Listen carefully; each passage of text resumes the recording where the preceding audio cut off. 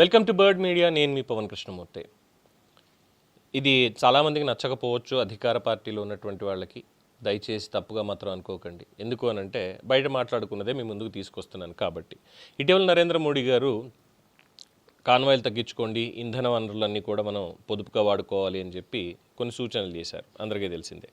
దాన్ని అమలు చేస్తున్నటువంటి రాష్ట్రాల్లో ఆంధ్రప్రదేశ్ కూడా ఒకటి. ముఖ్యంగా తెలంగాణలో పూర్తి స్థాయిలో అలా ఏం మాట్లాడలేదు, కానీ ఎవరు ఆంధ్రప్రదేశ్లో మాత్రం దానికి సంబంధించి మొదలైపోయి ఆల్రెడీ ముఖ్యమంత్రి గారు, ఉప ముఖ్యమంత్రి గారు, మంత్రులు వాళ్ళ కాన్వాయ్లు తగ్గించుకున్నారు. దాదాపు 15 కార్ల కాన్వాయ్ ఉంటే దాన్ని 2 కార్లకి 4 కార్లుగా తీసుకొచ్చారు. లోకేష్ కూడా ఒక కార్లోనే వస్తున్నారు. సెక్యూరిటీకి మాత్రం ఒక బస్సు ఏర్పాటు చేశారు. ఇలాగా అందరూ బాగానే ఉంది.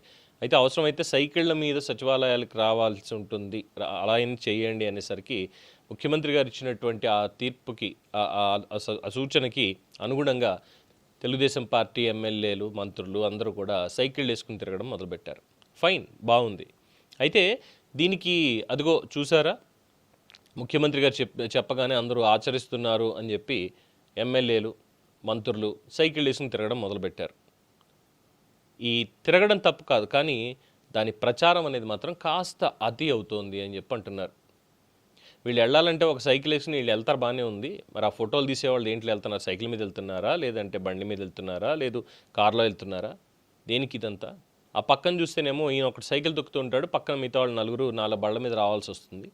సింగిల్గా అయితే వెళ్ళట్లేదు కదా వీళ్ళు అని. ఇలా ట్రోలింగ్ అనేది చాలా గట్టిగానే జరుగుతోంది దీంట్లో.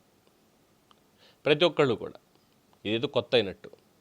అసలు ఈ సిచ్యువేషన్ ఇది లేనటువంటి ఒక టైంలోనే ఎంపీ కలిసెట్టి అప్పలనాయుడు గారు ఢిల్లీలో పార్లమెంట్కి సైకిల్ మీద వెళ్ళారు చాలాసార్లు.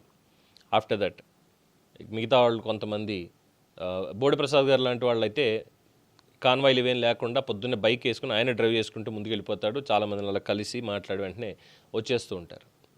ఇదేం కొత్త కాదు. బట్ ఏంటంటే ఈ ప్రచారం అన్నటువంటి పాయింట్లో ఈ కారు వెళ్తూ ఉంటుంది, ఈ సైకిల్ మీద వెళ్తూ ఉంటారు, వెనకాల 4-5 అనుచరులు లేదంటే సెక్యూరిటీ వాళ్ళందరూ బళ్ళ మీద పక్కనే ఫాలో అవుతూ ఉండాలి. మరి అది కూడా పొదుపు కిందకి రాదు కదా. మరి అంతమందిని ఎందుకు వెనక్కి వేసుకుని వెళ్ళడం? ఎవరో ఒకళ్ళు సెక్రటరీనో లేదంటే ఉండే సెక్యూరిటీనో తీసుకొని డైరెక్ట్గా వెళ్తే అయిపోతుంది, సైకిల్ మీదో లేదంటే సింగిల్ ఏదో ఒకటి ఎలక్ట్రిక్ వెహికల్ మీదో. అంతేగాని ఇలా వీడియోలు తీసుకొని సోషల్ మీడియాలో పెట్టి ముఖ్యమంత్రి గారిని ఫాలో అవుతున్నటువంటి నేతలు ఇది అని చెప్పని ఎందుకు వేసుకోవడం? దీనికి వైసీపీ వాళ్ళు కూడా విమర్శిస్తున్నారు. అంతా ఏదో పెద్ద పబ్లిసిటీలో ఉంది తప్పితే ఇంకోటి ఏం లేదు వాళ్ళకి, అంతకు మించి ఇంకా చెప్పడానికి లేదంటే దాన్ని కూడా ట్రోల్ చేస్తూ లైక్ గతంలో భూమన కరుణాకర్ రెడ్డి సైకిల్ తొక్కుంటూ ప్రజల మధ్యలో తిరిగినటువంటి వీడియోలు ఇవన్నీ కూడా షేర్ చేస్తున్నారు.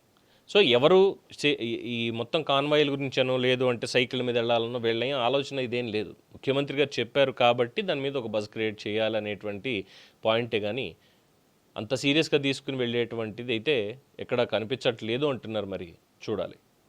దీని మీద మీ అభిప్రాయం తెలియచేయండి. చూస్తూనే ఉండండి ది బర్డ్ మీడియా.